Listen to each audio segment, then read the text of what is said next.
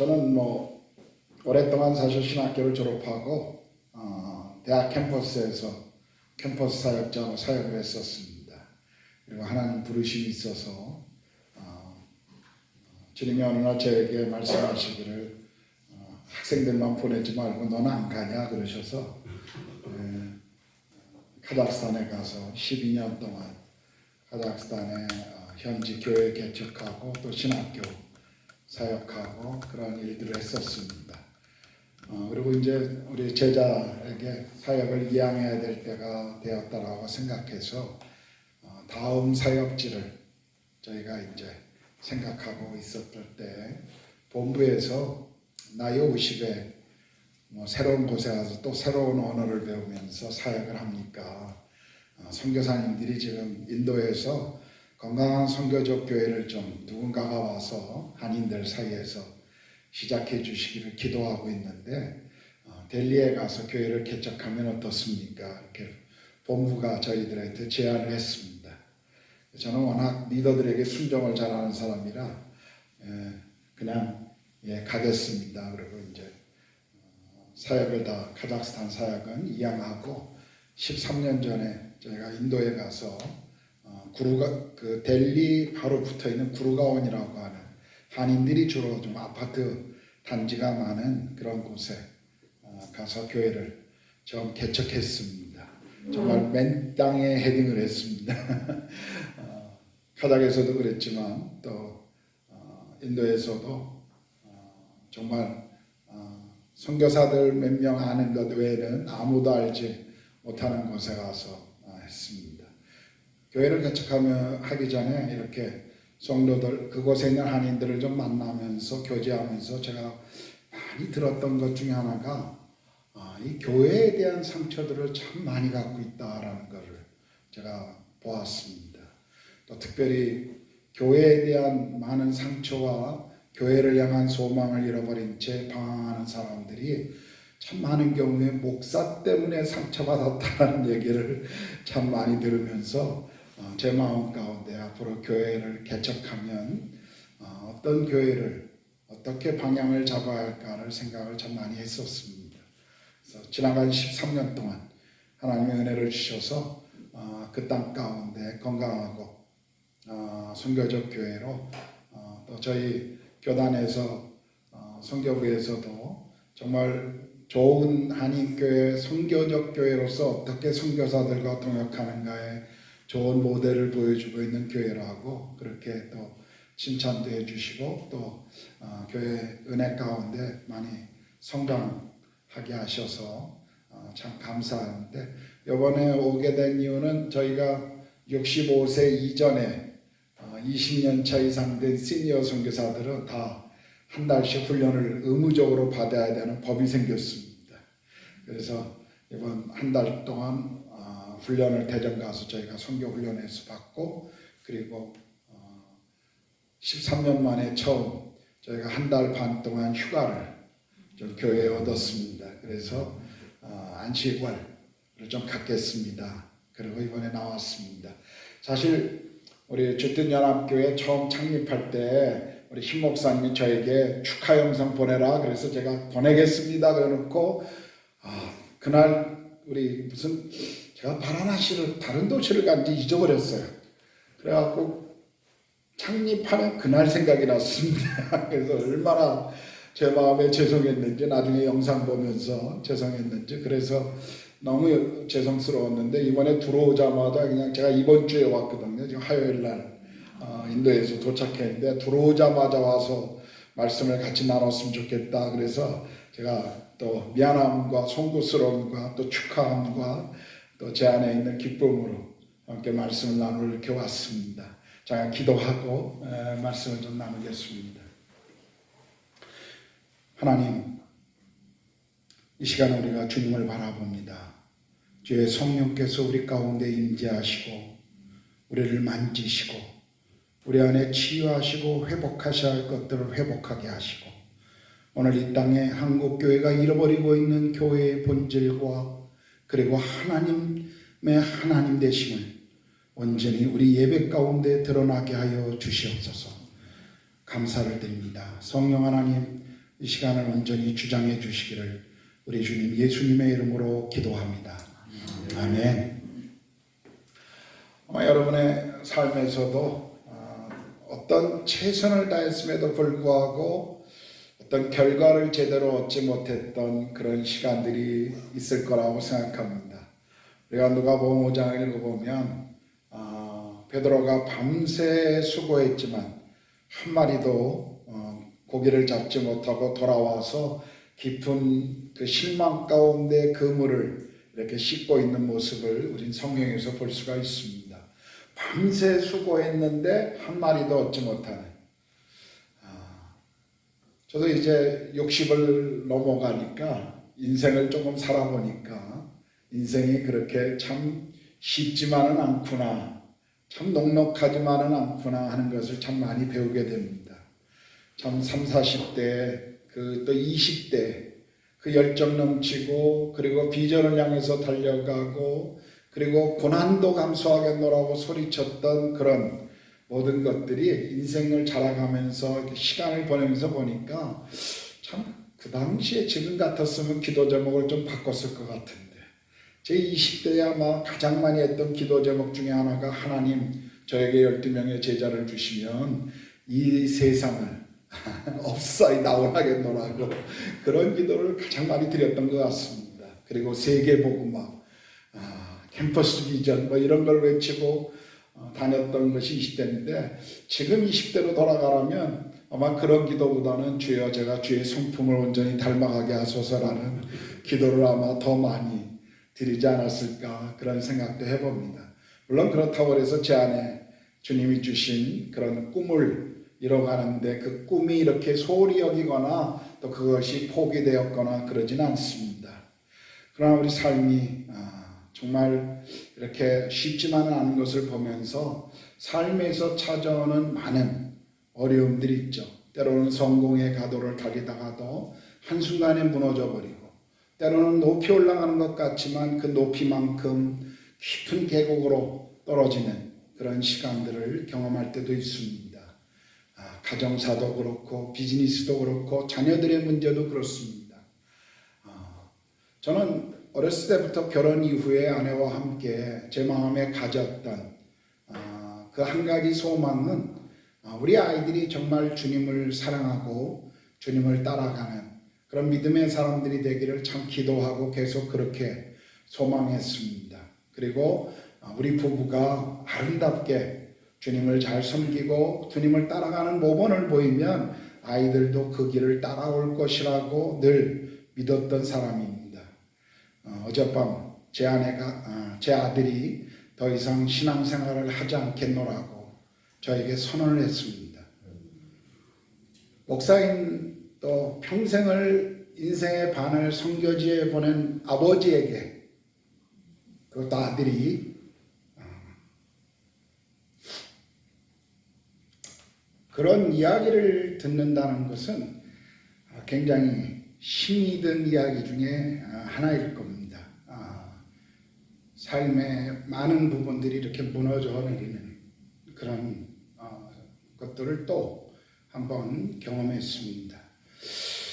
저는 그 아이와 대화를 마치고 오늘 새벽에 기도하면서 다시 제가 바라봐야 할 분은 주님밖에 없구나 라는 것을 생각했습니다. 그리고 오늘 여러분과 함께 나눌 이 말씀이 사실은 오늘 여러분에게 주시는 말씀이지만 또 한편으로는 저에게 주시는 말씀이다 라고 저는 생각했습니다. 오늘 우리가 보았던 이 여호사밧 왕, 우리가 역대하 17장부터 이 왕에 대한 이야기를 성경은 소개합니다. 그의 아버지는 아사라고 그래도 하나님 앞에 좋은 평가를 받았던 선한 왕 중에 하나였습니다. 그런 선군인 아버지의 유업을 이어받은 왕이었고 그리고 외교적으로 북이스라엘과 이 전쟁을 막았고 경제적으로 부흥하고 또 각 곳에 지방마다 율법학자들과 사법관을 보내서 올바른 그 정의, 또 올바른 백성들을 선도하고자 노력하고, 특별히 하나님 보실 때 더 기뻤던 것은 그 종교개혁을 행했던 왕 중에 하나였습니다. 물론 모든 산당의 그 것들을 다 없애진 않아서 완성되진 않았다 할지라도 적어도 남유다의 왕 가운데 굉장히 하나님 보실 때 기뻐했던 왕 중에 하나였습니다. 한마디로 말하면 그는 아버지로부터 물려받은 유업과 그리고 자기의 모든 수고, 정치적 외교적 수단과 그런 모든 것을 통해서 나라를 강하게 했고 안정케 했던 왕 중에 하나였습니다.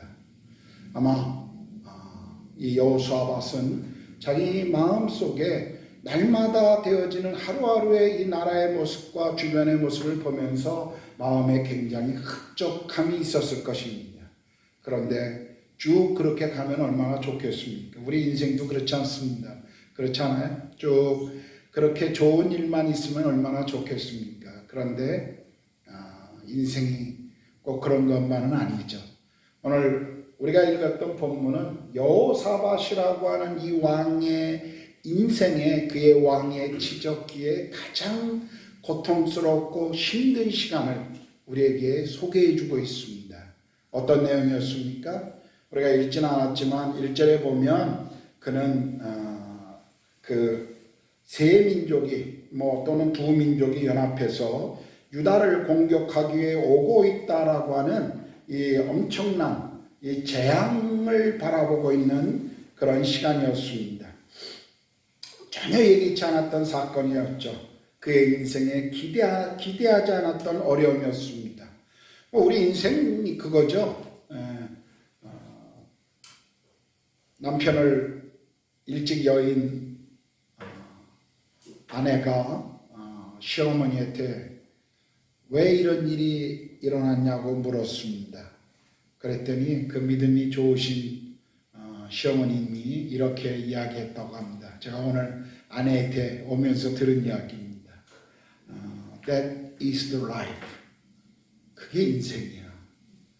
여러분, 우리 인생에 찾아오는 고통스러운 시간들, 어려움들, 왜 이런 게 찾아왔을까? 왜 이런 것이 내 인생에 와야 할까? 참 많은 고민들, 질문을 던집니다. 저는 목회를 하면서 보니까요, 아무리 질문을 던져도 대답을 찾을 수 없는 게 참 많더라고요. 성도들의 삶의 문제에 있어서 어떤 거는 목사로서 대답을 줄 수 없는 많은 고통스러운 시간들이 있더라고요.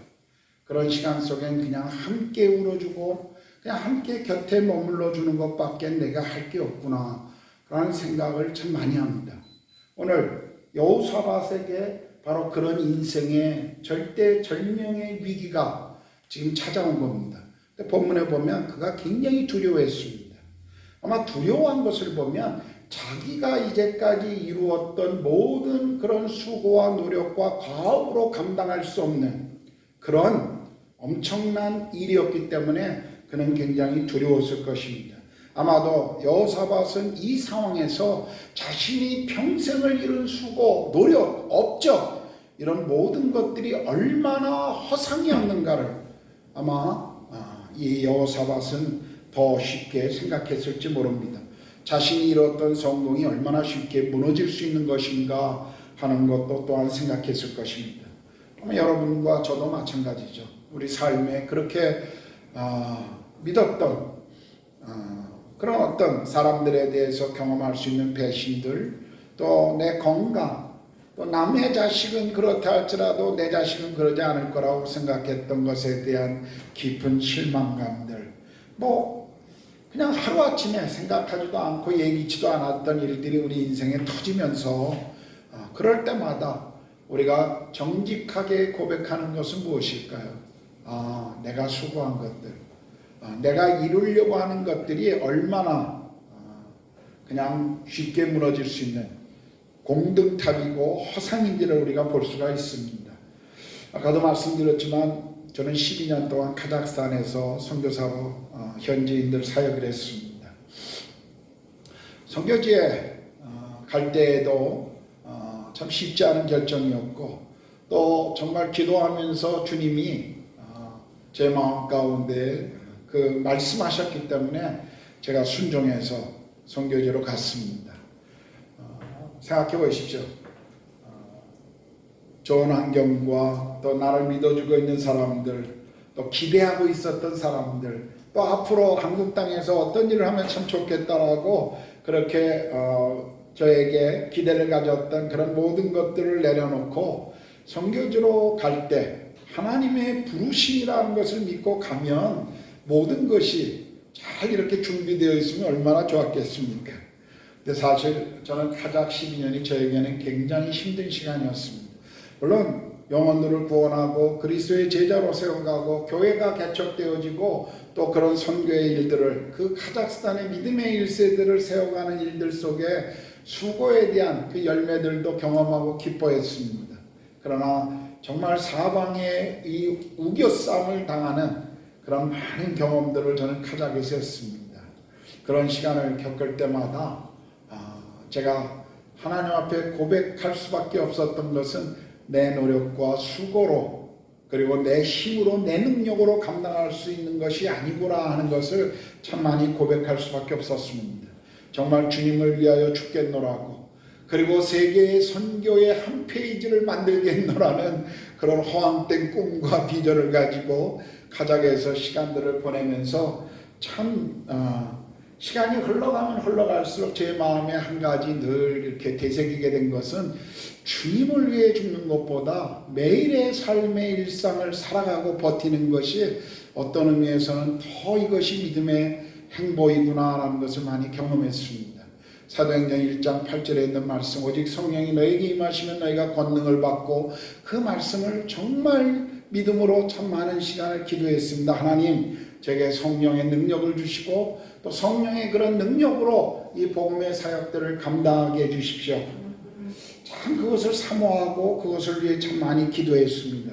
그런데 제가 성경을 묵상하면 묵상할수록 성령님의 권능은 나타나는 이적, 어떤 열매들 그뿐만이 아니라 때로는 고통과 고난 가운데 그것을 버티고 그리고 그것을 안고 가는 능력이라는 사실을 저는 더 많이 알 수가 있었습니다.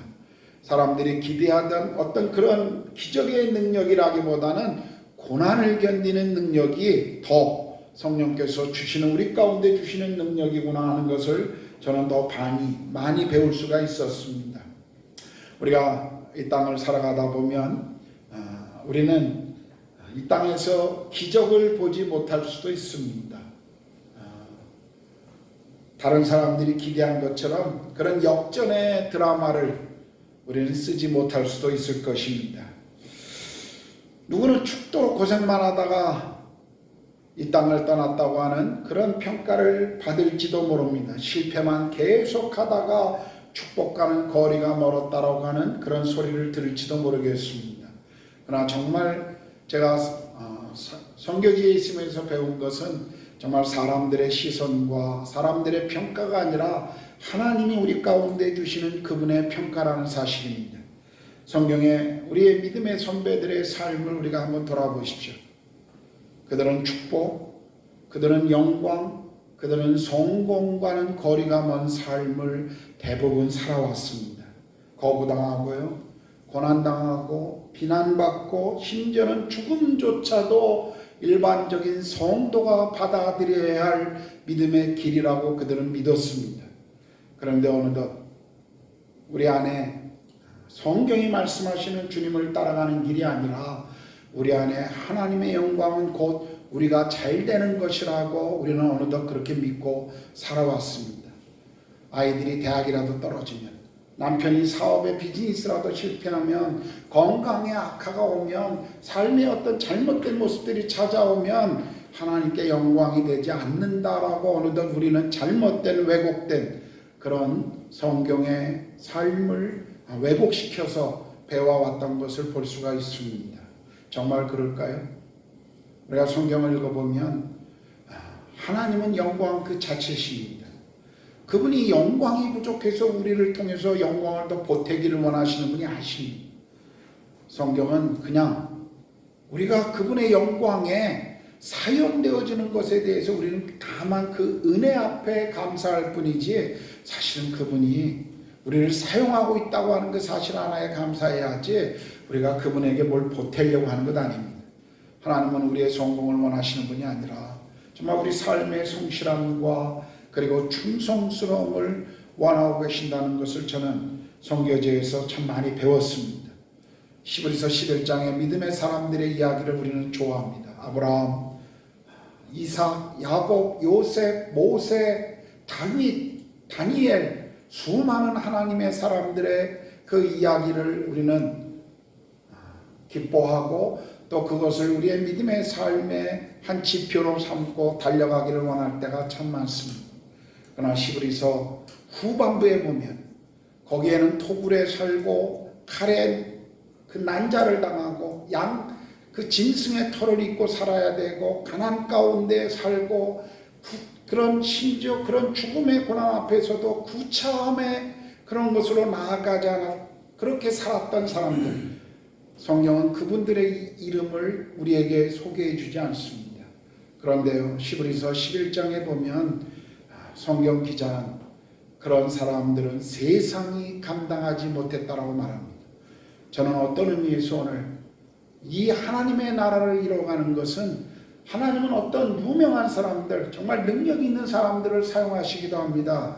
그러나 하나님 나라, 우리가 머무는 그곳에서 하나님의 나라를 위해 힘쓰고 기도하고 그리고 그 시간을 감수하고 믿음의 길을 걸어가는 사람들을 통해서 하나님은 이 일을 이뤄간다라고 저는 믿습니다.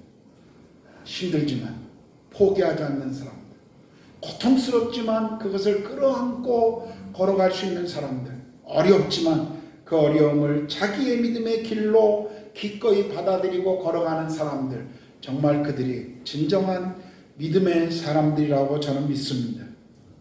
가작은요, 제 인생의 광야와 같은 시간이었습니다. 정말 힘들었습니다. 사역에 힘들다고 해서 여러분 생각하는 그 정도는 아닙니다. 그러나 제 개인에게는 참 힘들었어요. 정말 사역적인 면도 힘들었지만 한국에서 들려오는 저에 대한 그 어떤 왜곡된 소문들, 또 그 일 때문에 굉장히 가까웠던 사람들이 저에 대한 어떤 오해들, 그리고 선교지에서 어떤 선교사들 간의 어떤 그런 그 어떤 갈등도 있었고요. 사역은 사역대로 굉장히 힘들었고, 참 많은 그런 것들이 제가 처음 기대했던 그 선교사의 그 길과는 너무나 다른 그런 것 때문에 참 많이 힘들었습니다. 광야 같았다고 저는 늘 얘기합니다. 그런데 그 시간을 보내면서 제가 주님 앞에 고백한 것이 하나가 있습니다. 왜 하나님? 저는 정말 그때마다 이런 질문을 했어요. 하나님, 제가 원해서 여기 온 거 아닌데, 제가 좋아서 온 거 아닌데, 하나님 가라고 그래서 왔는데 왜 저를 인생의 벼랑 끝으로 이렇게 계속 몰아가십니까? 하나님 왜 납니까 이 일에? 늘 그 질문을 하나님께 드렸어요. 그런데 그 시간을 통해서 하나님이 제게 가르쳐 주신 것이 있었습니다. 저의 기대하고는 전혀 다른 것을 말씀하셨어요. 제가 참 힘이 들고 어려울 때 정말 어떤 마음까지 있었냐면요, 제가 있는 곳은 6개월 동안 겨울이어갖고 추운 눈이 많이 내리는 것인데, 이렇게 운전을 하다가 어느 날은 그런 생각도 문득 들었습니다. 저 마주오는 차가 미끄러져서 나를 덮쳐서 내가 그냥 죽었으면 좋겠다. 그러면 우리를 파송한 교회에서도 순교했다고 그런 말이라도 할 텐데, 참 그런 생각들이 문득 들 때도 많이 있었습니다. 근데 하나님이 그런 시간을 통해서 저에게 가르쳐 주신 게 있었어요. 하나님, 내가 why라고 왜요라고 질문을 던질 때마다 하나님이 한 가지를 저에게 말씀하셨습니다. 기태야, 내가 너에게 원하는 것, 네가 내 이름으로 이룰 어떤 엄청난 일 아니다. 네가 이룰 어떤 사역의 어떤 성공 아니다. 네가 선교의 어떤 한 페이지를 장식하고 싶어하는 그 나를 위해서 하고 싶어하는 그 열망, 열정, 그런 거 아니다. 하나님은 저에게 말씀하시더라고요. 내가 그냥 너를 만나고 싶다. 내가 그냥 너하고 같이 좀 지내자. 저는 그 시간을 통해서 정말 하나님이 내 인생의 원하시는 것이 뭔가를 배웠습니다. 그 이후에 저는 인도에 가서 정말 지나간 13년 동안 행복한 목회를 하고 있습니다. 왜냐하면 더 이상 제 삶의 가치와 사역의 목표가 무엇인지 저는 다르기 때문에 저는 가끔 저희 교인들에게 그런 이야기를 합니다. 제가 기도하고 약속하는 것은 여러분을 제 비전과 야망을 위해 절대 사용하지 않겠습니다. 저에게는 더 이상 사역이 어떻게 그것이 제 인생의 목적이 아닙니다. 얼마나 저희 교회가 많이 모이고 저희 교회가 얼마나 사람들에게 좋은 교회, 건강한 교회라고 소문을 듣고 있나, 그것이 더 이상 저에게 그 평가가 아닙니다. 정말 중요한 것은 주님이 제 삶의 누구신가에 대한 것을 저는 늘 기억하고 고백합니다. 자, 이런 힘든 고통 가운데 있을 때 정말 망해버릴 것 같은 이런 상황 속에 여호사밧이 한 것이 무엇이죠? 오늘 본문에 보면 기도였습니다. 그는 온 백성들을 동원하고 금식을 선언하고 기도하기 시작합니다. 그는 참모들을 동원하지 않았습니다. 군대의 동원령을 내리지도 않았습니다. 어떤 전략을 강구하지도 않았습니다. 그가 한 것은 하나님 앞에 나와 기도하는 것이었습니다. 그리고 그의 기도는 이렇게 이야기합니다. 12절에 우리가 대적할 능력도 없고 어떻게 할 줄도 알지 못하옵고 오직 주만 바라보나이다. 여러분, 하나님 앞에 이렇게 온전히 신뢰함으로 서보신 적이 있나요? 하나님 아니시면 안 됩니다. 하나님이셔야 합니다. 이런 고백을 주님 앞에 드려보신 적이 혹 있습니까? 우리가 붙들고 싶어하는 인간적 기대들, 우리가 달려가고 싶은 어떤 사람들에 대한 어떤 그런 칭찬들, 도움을 줄 수 있는 어떤 그런 사람들, 이런 모든 것들을 내려놓고 하나님 당신이 전부이십니다. 당신이 제 인생의 전부입니다. 하나님이시기 때문에 충분합니다라고 하는 이 고백이 정말 우리의 고백이 될 때 하나님께서 그때 우리 가운데 아마 정말 우리를 만나시고 그분이 우리에게 말씀해 주실 것이라고 생각합니다. 여기 여호사밧 그런 고백을 주님 앞에 드렸죠. 그의 인생에 가장 큰 위기가 찾아왔을 때 그의 고백은 오직 주만 바라보나이다라는 고백이었습니다. 제 삶의 저의 고백이기도 합니다. 자, 이런 고백을 하나님 앞에 드렸을 때 하나님은 야알시엘이라는 한 선지자를 통해서 약속을 하십니다. 15절인데요. 이 전쟁은 너희에게 속한 것이 아니요 하나님에 속한 것이니라. 이 말씀의 의미가 뭡니까? 그럼 블레셋과 이스라엘이 싸울 때 다윗과 골리앗의 싸움을 너무 잘 알잖아요. 상대방 블레셋의 싸움을 돕고는 거대한 권위인 골리앗이 다가옵니다. 사람들은 그의 외모만 보고 그의 건장한 모습만 보고 그가 들고 있는 칼과 방패만 보고 다 도망치고 숨어버렸습니다. 그런데 다윗이 믿음으로 골리앗과 싸우러 나갈 때 그는 사무엘상 17장 42절에 보면 이런 고백을 합니다. 또 여호와의 구원하심이 칼과 창에 있지 아니함을 이 무리에게 알게 하리라. 전쟁은 여호와께 속한 것인즉 그가 너희를 우리 손에 넘기시니. 전쟁의 승패가 군대의 많고 적음에 달림이 아니라 하나님께 달려있다라고 하는 믿음의 고백이었습니다. 여호와만 의뢰하라고 하는 믿음의 고백이었죠. 우리가 여호수아 5장 13절에서 15절을 보면 여리고성 전투를 앞둔 여호수아 앞에 한 사람이 칼을 들고 서 있는데 여호수아가 그것을 보고 이렇게 질문합니다. 너는 우리 편이냐 상대방의 편이냐?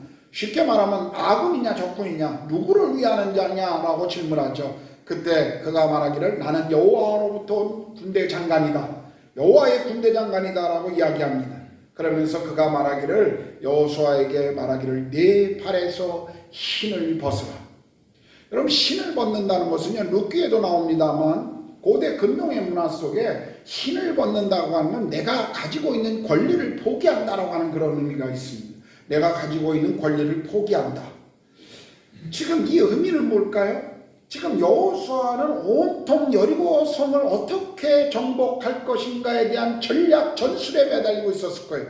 더군다나 앞에 등장한 한 사람을 보면서 우리 편인지 저게 편인지 여호수아의 마음엔 온통 그것만 있었습니다. 그런데 하나님은 지금 여호수아에게 말씀하시는 것이 뭐예요? 이 전쟁이 너에게 속한 것이 아니라 나 여호와께 속한 것이다라고, 네가 생각하고 네가 계획하고 네가 주장하고 있는 모든 것들을 내려놓고 그 권리를 포기하고 하나님을 바라보라. 지금 그 말씀을 하고 계신 것이거든요. 여호수아는 신발을 벗으면서 여호와의 군대장관 앞에 어떤 고백을 했을까요? 아마 성경에 나와 있지 않지만 제가 생각할 때는 아마 여호수아는 그렇게 고백했을 겁니다. 예, 하나님, 이 전쟁은 저의 전쟁이 아닙니다. 하나님께 속한 전쟁입니다. 이 전쟁은 하나님의 전쟁입니다. 아마 여호수아는 그런 믿음의 고백을 그날 그 밤에 했을 것이라고 저는 생각합니다. 이것은 신발을 벗는다, 내 권리를 포기한다. 어떤 의미로 말하면 이것은 로드십에 대한 문제입니다. 내 삶에 내가 주인 삼은 것들 다 포기하라는 것이죠. 우리가 주장할 수 있는 권리 내려놓으라는 것입니다.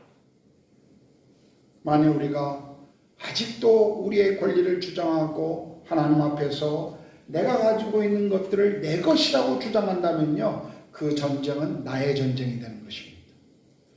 내 비즈니스, 내 가족, 내 건강, 내 미래, 내 노후, 이런 모든 것들이 내 계획 안에서 이루어져야 된다고 여러분이 생각하고 있다면 여전히 그것은 여러분이 책임져야 될 영역입니다.